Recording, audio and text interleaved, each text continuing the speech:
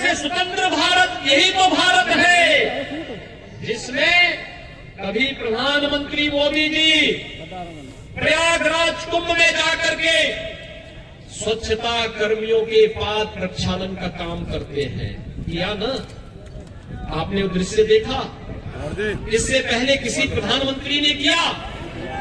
किसी प्रधानमंत्री को किसी स्वच्छता कर्मी का क्या अपने माँ बाप के पैर धोते हुए भी देखा है क्या? लेकिन प्रधानमंत्री मोदी जी ने तो वो कर दिया। स्वच्छता कर्मी उनका पाद प्रक्षालन कर रहे हैं, सम्मान दे रहे हैं, श्रमिकों को सम्मान दे रहे हैं। किसान सम्मान निधि पहले भी दी जा सकती थी ना? किसी ने दिया? किसने दिया? मोदी जी ने। किसने दिया?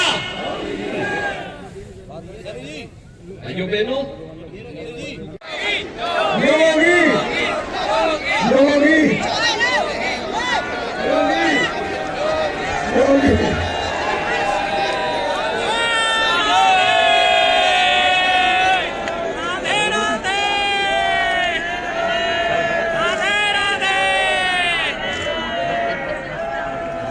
मित्रों, हम सभी के बीच में जिसका आप काफी समय से इंतजार कर रहे हैं, देश के जन के नेता आज हम सभी के बीच में अपना मार्गदर्शन देंगे, जन विश्वास यात्रा को उद्घाटन करेंगे। जो 4.5 सालों में उन्होंने कहा हम सभी के बीच में मोदी जी एक बार जोर से नारा लगाए,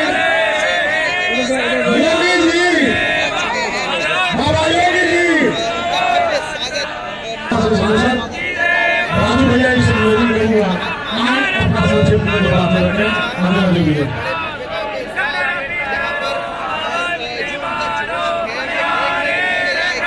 नारा क्या था? विकास सबका, तुष्टीकरण किसी का नहीं।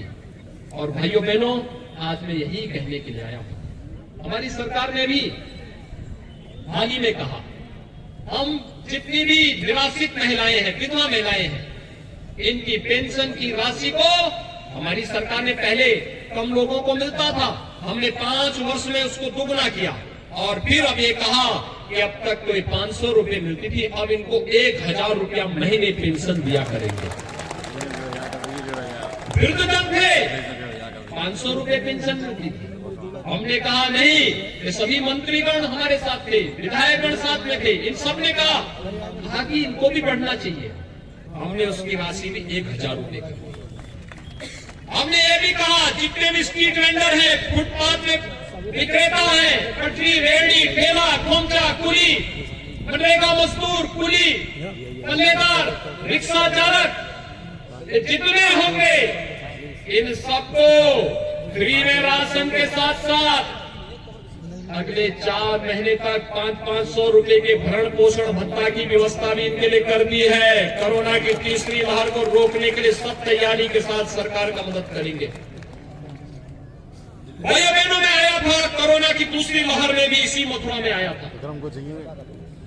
और यहाँ पर जब मैं आया था, मैंने यहाँ पर भी देखा था, अलीगढ़ में भी मैंने देखा था कितनी प्रतिबद्धता के साथ ग्राम प्रधान, क्षेत्र पंचायत समिति के सदस्य, पार्षद, मेयर, चेयरमैन, ये सभी लोग की। भाइयों बहनों, यही नहीं, आपने भी 13 दिसंबर को देखा होगा।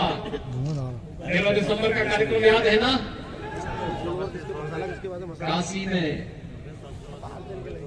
काशी में पहले अयोध्या भी और मथुरा भी और काशी का नाम लेने से विपक्ष के लोग डरते थे, जाने में भी डरते थे।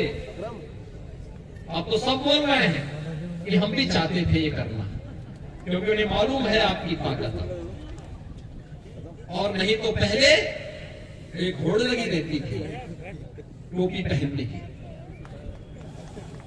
पहले अयोध्या, मथुरा और काशी में कोई जाने की हिम्मत नहीं करता था। आज तो काशी में भगवान विश्वनाथ का भव्य धाम प्रधानमंत्री मोदी जी की परिकल्पना, उनके मार्गदर्शन, उनकी प्रेरणा से बन करके प्रधानमंत्री मोदी जी ने राष्ट्र को समर्पित किया और भव्य धाम भगवान शिव का, महादेव का बनाया। महादेव की पूजा के बाद अगर किसी का सम्मान किया तो वह किसका किया? श्रमिकों का सम्मान किया। आपने देखा ना कि क्या कभी किसी प्रधानमंत्री ने, इससे पहले कभी आपने देखा कि किसी प्रधानमंत्री ने श्रमिकों के ऊपर पुष्प वर्षा की हो? कभी देखा? कभी देखा?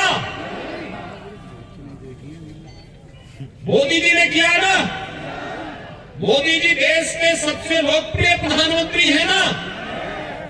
देश के अंदर और दुनिया के अंदर भारत का सम्मान बढ़ाया है ना। और श्रमिकों का सम्मान भी किस रूप में? अपने पास बिठा करके। पहले उन्हें बिठाया, प्रधानमंत्री जी खड़े रहे, श्रमिकों को कुर्सियों में बिठाया और फिर अपने हाथों से उन्हें पुष्प वर्षा की। क्या दृश्य था! उनका निःशुल्क कनेक्शन मिल जाना, ये हमारे लिए राम राज्य है। एक गरीब को फ्री में शौचालय मिल जाना, यही हमारे लिए राम राज्य है। एक गरीब को 5 लाख रुपए की स्वास्थ्य बीमा का कवर मिल जाना, ये भारतीय जनता पार्टी ने कहा नहीं था, लेकिन एक गरीब का हक था, मोदी जी ने वो दिया। भारतीय जनता पार्टी ने वो दिया। एक गरीब को सुरक्षा का बेहतर वातावरण मिलना चाहिए, एक बेटी को सुरक्षा का बेहतर वातावरण मिलना चाहिए। ये भारतीय जनता पार्टी ने आपको दिया, प्रदेश को दिया, देश को दिया। और यही तो विपक्ष को अच्छा नहीं लग रहा है कि आखिर ये सब क्या? हमने कहा था देश के अंदर आतंकवाद को मिटाएंगे। कश्मीर में धारा 370 समाप्त कर दी गई ना। पंडित दीनदयाल उपाध्याय जी की पावन जन्मभूमि यही क्षेत्र है। भाइयों बहनों, पंडित दीनदयाल उपाध्याय जी ने जब भारतीय जनसंघ की स्थापना के साथ अपना कार्य संगठन मंत्री के रूप में कार्य प्रारंभ किया था, तब भारतीय जनसंघ ने डॉक्टर श्यामा प्रसाद मुखर्जी जी के नेतृत्व में एक नारा दिया था, एक देश में 2 प्रधान, 2 विधान और 2 निशान नहीं चलेंगे, नहीं चलेंगे। कांग्रेस के द्वारा कश्मीर पर थोपी गई धारा 370 और उसके खिलाफ सबसे पहला आंदोलन चलाने वाला कोई व्यक्ति था, कोई दल था तो भारतीय जनसंघ था, और कोई नेता था तो डॉक्टर श्यामा प्रसाद मुखर्जी थे, जिन्होंने अपना बलिदान दिया। भाइयों बहनों, ये धारा 370 कश्मीर को भारत से अलग थलग करने और भारत के अंदर आतंकवाद को प्रेरित और प्रोत्साहित कर रहा था, लेकिन भारतीय जनता पार्टी की सरकार ने स्वीकार नहीं किया। प्रधानमंत्री मोदी जी ने, गृह मंत्री अमित शाह जी ने जैसे ही मौका मिला, एक झटके में 5 अगस्त 2019 को धारा 370 को सदैव के कूड़े के ढेर में डाल करके एक भारत श्रेष्ठ भारत की परिकल्पना को साकार किया, जुड़ने का अवसर प्राप्त हुआ था। तब भी मैं यहां आया था और अभी पिछले दिनों भी मैं आया था।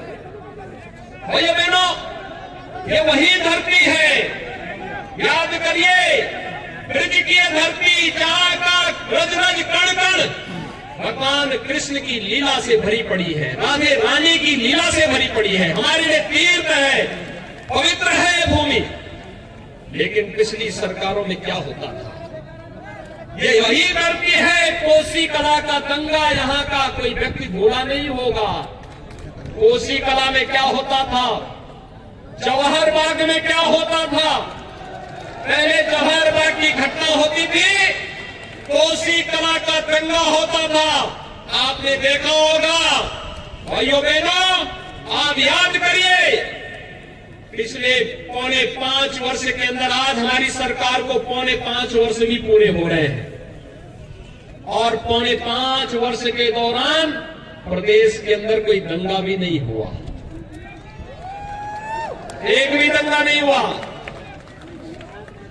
कोई पलायन नहीं हुआ।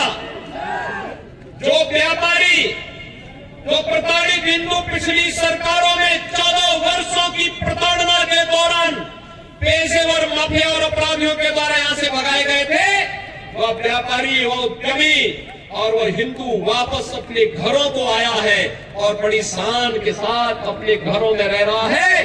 आज कोई व्यापारी और कोई हिंदू प्रदेश से पलायन नहीं करता है।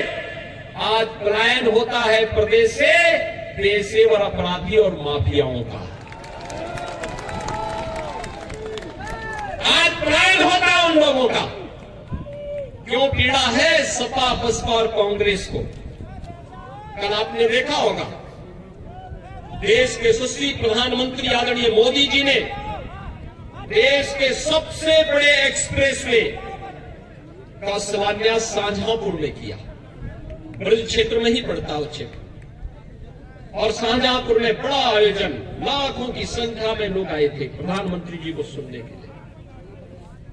और प्रधानमंत्री जी ने उस समय इस बारे में कहा कि गंगा एक्सप्रेसवे उत्तर प्रदेश के विकास की रीढ़ बनेगी। लेकिन जिन लोगों को विकास अच्छा नहीं लगता, उन लोगों ने प्रधानमंत्री जी के ट्वीट पर गलत, प्रधानमंत्री जी के वक्तव्य पर गलत ट्वीट किए। जिन लोगों को प्रदेश का विकास अच्छा नहीं लगता, क्या मानते हैं?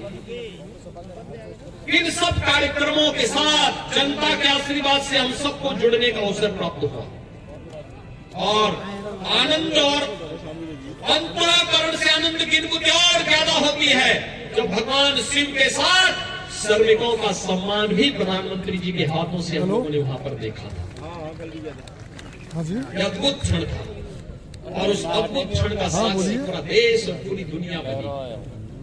मेरे साथ बोलेंगे हर हर महादेव। बोलिए सर। भाइयों बहनों, ये है नया भारत और इस नए भारत के साथ आपको जोड़ने के लिए ही, इस नए भारत के साथ जोड़ने के लिए ही उत्तर प्रदेश ने आज अगुवाई ली है। ये उत्तर प्रदेश अपने धाम का निर्माण भी करेगा और माफिया और गरीब और व्यापारियों की संपत्ति पर कब्जा करने वाले माफियाओं के सिर के ऊपर बुलडोजर चलाने का काम भी करेगा। हेलो, यही तो उत्तर प्रदेश है।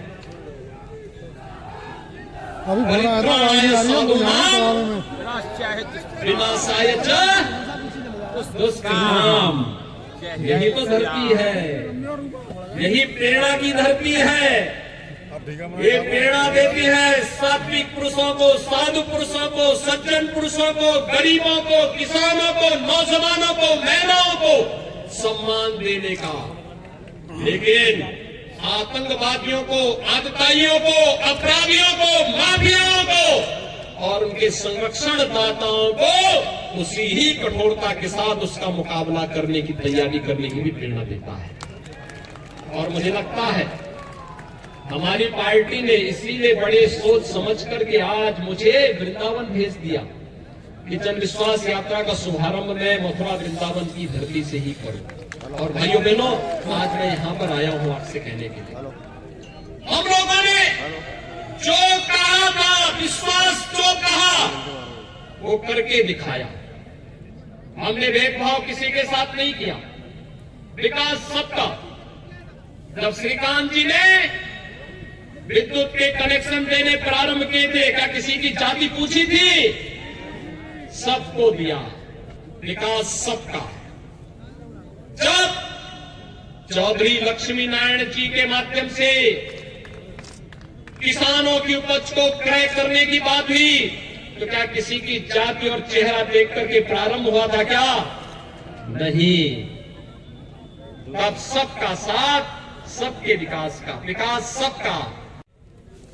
भाइयों बहनों, प्रधानमंत्री मोदी जी के लिए भारत की 135 करोड़ जनता ही परिवार है, लेकिन कांग्रेस, सपा, बसपा के लिए उनका अपना व्यक्तिगत परिवार ही प्रदेश या देश है। उस व्यक्तिगत परिवार से ऊपर सोच भी नहीं सकते। उन लोगों से आप क्या उम्मीद करते हैं?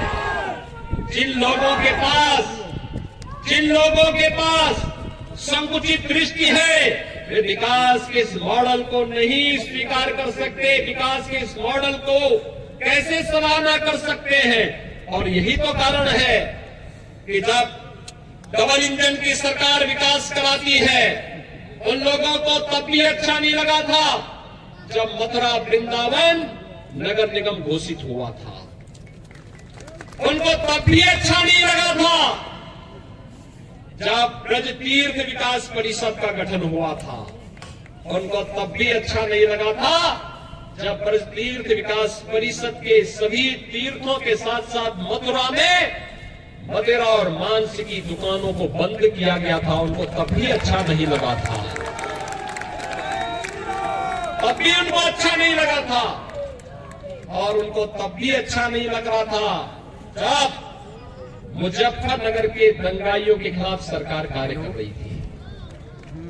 उनको तब भी अच्छा नहीं लगता है जब हम किसी गरीब को फ्री राशन योजना का लाभ देते हैं। जब प्रधानमंत्री मोदी जी देश के 135 करोड़ जनता को फ्री वैक्सीन, सबको वैक्सीन का लाभ देते हैं, उनको तब भी अच्छा नहीं लगता है। उनको तब भी अच्छा नहीं लगता है जब प्रदेश के अंदर सुरक्षा का बेहतर वातावरण और देश के अंदर देश की सीमाएं सुरक्षित होती है, तो विपक्ष को वह अच्छा नहीं लगता है। जब दंगाइयों पर सख्ती की जाती है तो कांग्रेस, सपा और बसपा को अच्छा नहीं लगता है। उनको अच्छा क्या लगता है?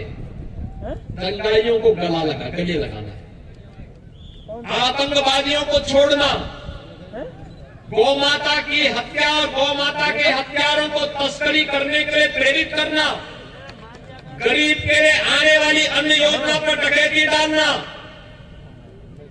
विकास के कार्यों में लूटपाट करना, आस्था के साथ खिलवाड़ करना।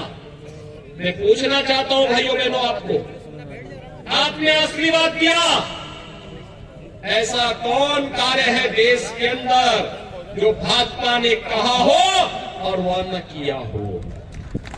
कौन ऐसा कार्य है? मोदी जी ने कहा सबका साथ सबका विकास, तो सबका साथ सबका विकास, एक गरीब को मकान मिल जाना, यही हमारे लिए राम राज्य है। तेल भी मिलेगा, अंत्योदय कार्ड धारक को चीनी भी मिलेगी और बाकी सभी लोगों को नमक भी इसके साथ उपलब्ध होने देने का कार्य किया जा रहा है। भैया मैंने सरकार की लोक कल्याणकारी योजना का कार्य, इससे पहले कौन खा जाता था इधर से? प्रदेश वही, ये चेहरे वही। कल मैं देख रहा था इनकम टैक्स के छापे पड़ रहे थे, लेकिन समाजवादी पार्टी को पीड़ा हो रही थी। तो एक व्यक्ति से मैंने पूछा, मैंने कहा ये सब क्यों हो रहा है? तो मीडिया के उस पत्रकार ने कहा सब आपको चालू चोर की दाढ़ी रथ की बनी। मैंने कहा भी क्या मतलब? कहा कि 5 साल में किसी व्यक्ति की संपत्ति 200 गुना बढ़ जाएगी, क्या कोई इसके बारे में सोचता था क्या? लेकिन समाजवादी पार्टी की सरकार में सब देखने को मिलता था। भाइयों बहनों, आप सबसे मैं कहने के लिए आया हूं, आप मुझे बताइए, ये तो मथुरा, वृंदावन, बरसाना, गोकुल, बलदेव आदि तीर्थ स्थल बनाए गए हैं, क्या ये सपा, बसपा या कांग्रेस कर पाती? क्या अयोध्या में राम मंदिर का निर्माण ये लोग कर पाते? क्या विंध्यवासिनी धाम का पुनरुद्धार ये लोग कर पाते? क्या गरीबों का राशन ये दे पाते? क्या कोरोना के खिलाफ लड़ाई ये लोग लड़ पाते? क्या पेशेवर अपराधी और माफियाओं के खिलाफ लड़ाई ये लोग लड़ पाते? जब ये लोग किसी लायक नहीं है तो इन लोगों को क्या सत्ता में वोट देना चाहिए क्या? दोनों हाथ में करके बोलेंगे, इशारा करेंगे, क्या देना चाहिए? आप भारतीय जनता पार्टी की जन विश्वास यात्रा के साथ साथ प्रधानमंत्री मोदी जी के नेतृत्व में चल रही इस लड़ाई में आप भी अग्रणी भूमिका के योद्धा के रूप में इस लड़ाई में मैदान में आएंगे हमारे साथ? क्या तैयार है? मजबूती के साथ दोनों हाथ ला करके मेरे साथ बोलेंगे, भारत माता की, भारत माता की, भारत माता की, जय जय श्री राम, जय जय श्री राम।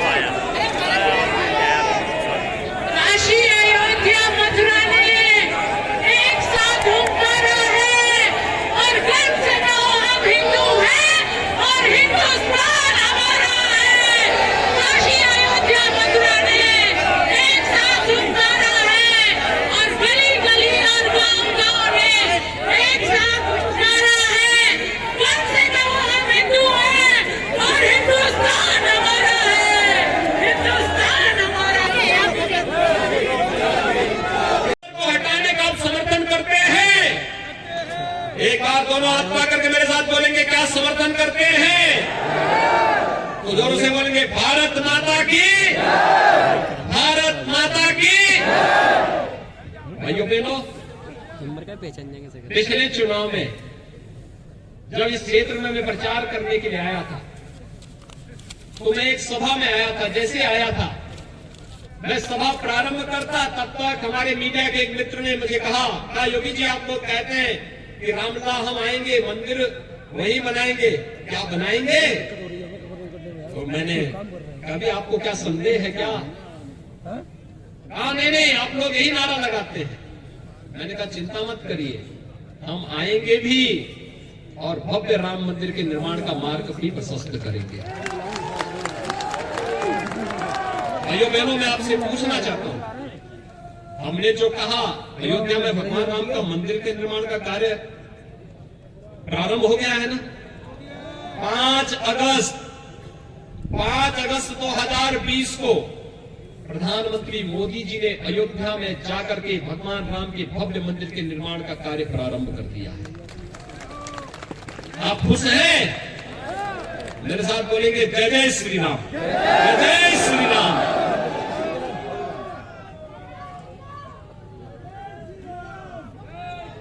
आप सोचिए, आज से 5000 वर्ष पहले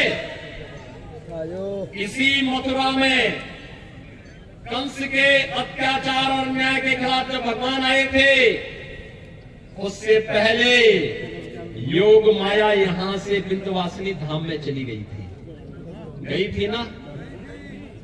योग माया का मंदिर है ना? देख लिया है ना? बहुत ध्यान से देखे हो ना? दर्शन किए हो ना? और योग माया का मंदिर मां विंध्यवासिनी धाम के रूप में है। मां विंध्यवासिनी धाम का मंदिर संकरी गलियों से होते जाता था। आज वहां पर भव्य धाम बन रहा है मां विंध्यवासिनी का। मिर्जापुर में आप कभी जाकर के देखेंगे, भव्य धाम बन रहा है, बहुत भव्य धाम बन रहा है। जिलाध्यक्ष मथुरा महानगर श्री विनोद अग्रवाल जी, प्रदेश मंत्री श्रीमती अंजुला माहौर जी, विजय भूमि को कोटि कोटि नमन करते हुए मैं प्रातः आने के बाद पहले भगवान श्री कृष्ण की जन्म भूमि पर ही दर्शन करने के लिए गया और वहां का आशीर्वाद लेने के बाद फिर आपके बीच में भाइयों बहनों में आया हूं। आज 19 दिसंबर है। 19 दिसंबर को मैं ब्रज भूमि पर 19वीं बार आया हूं।